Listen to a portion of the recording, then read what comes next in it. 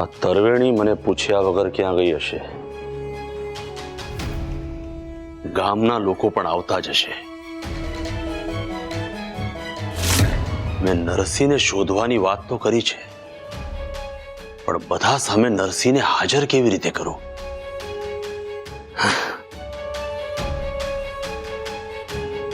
ધનજી દાદા સમાધિવાળી જગ્યાએ જ બેઠા હોય છે. પૂજ્યશ્રી, અમે હંડાએ આવી ગયા. હાલો નરસિંહને ગોતવા જઈએ.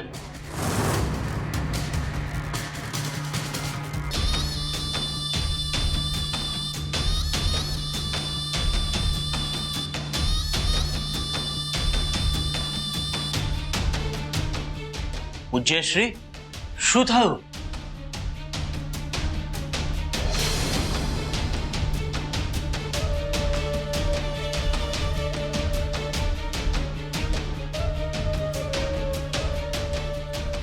તમને સાચે એવું લાગે છે કે નરસિંહ જૂનાગઢમાં હશે? મારે અને નરસિંહને લોહીનો સંબંધ છે, પણ મારામાં અને એનામાં ઘણો ફરક છે. એ પાખંડી છે.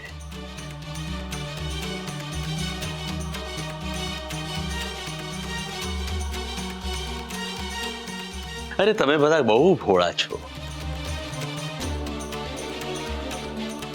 તમે ક્યારે એવો વિચાર કર્યો છે કે નરસિંહ ભક્તિભાવ વાળા ભજન જ કેમ ગાય છે? લોકો એને મોટામાં મોટો ભક્ત ગણે એટલે. એને કોઈના થકી ખબર પડી કે જૂનાગઢમાં એના કાકા શિવા એની શાખ વધી છે.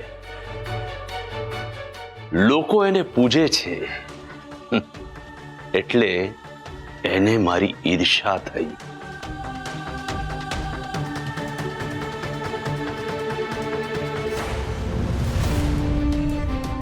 જેવો એણે જૂનાગઢમાં પગ મૂક્યો એટલે લોકોને પોતાની તરફ આકર્ષવા માટે એણે ભજન ગાવાનું શરૂ કર્યું.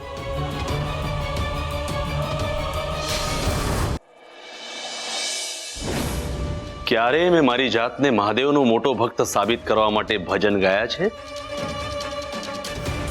અરે સવારમાં સ્તુતિ ગાઉં છું એ પણ મહાદેવની પૂજા કરવા માટે.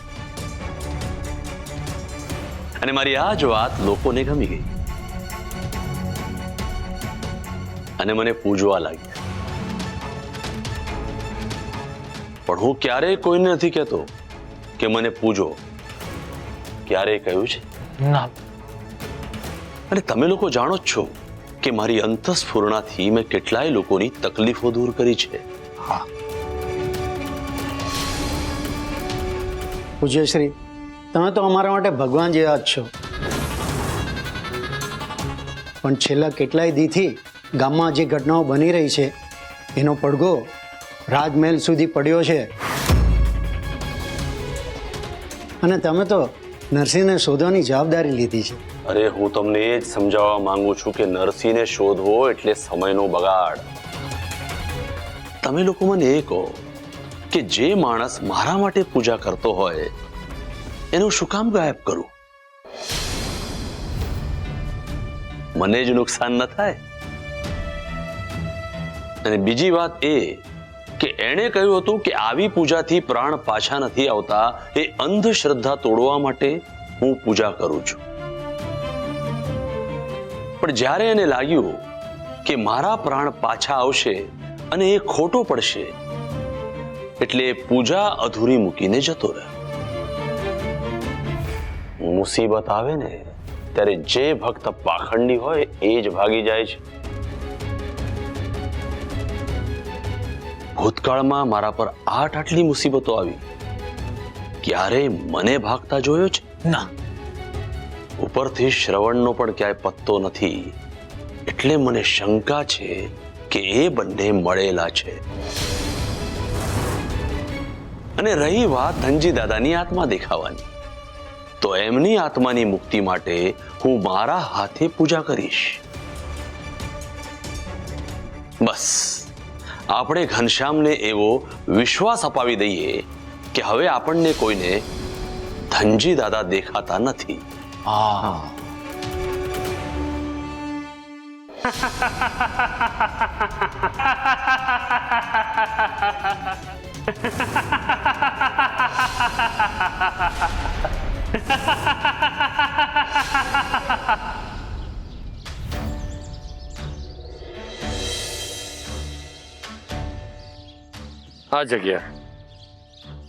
જગ્યાએ શિવાએ સમાધિ લેવાનું નાટક કર્યું હતું.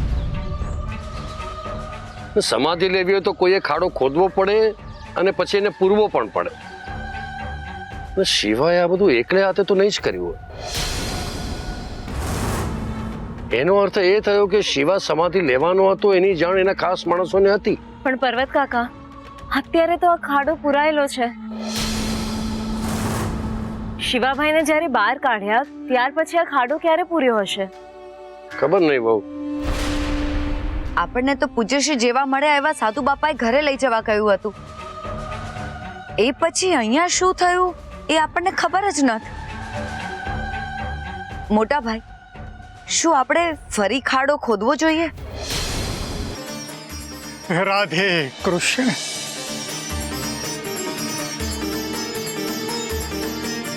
નરસિંહ,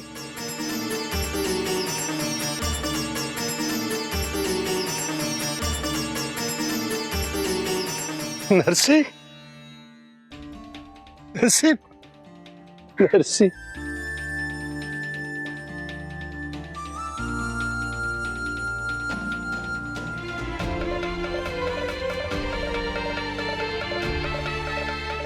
નરસિંહ, નરસિંહ, તું અંદર કેવી રીતે ગયો? ઓ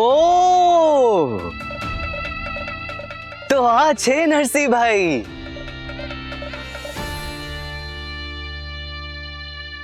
રાધે કૃષ્ણ. રાધે કૃષ્ણ.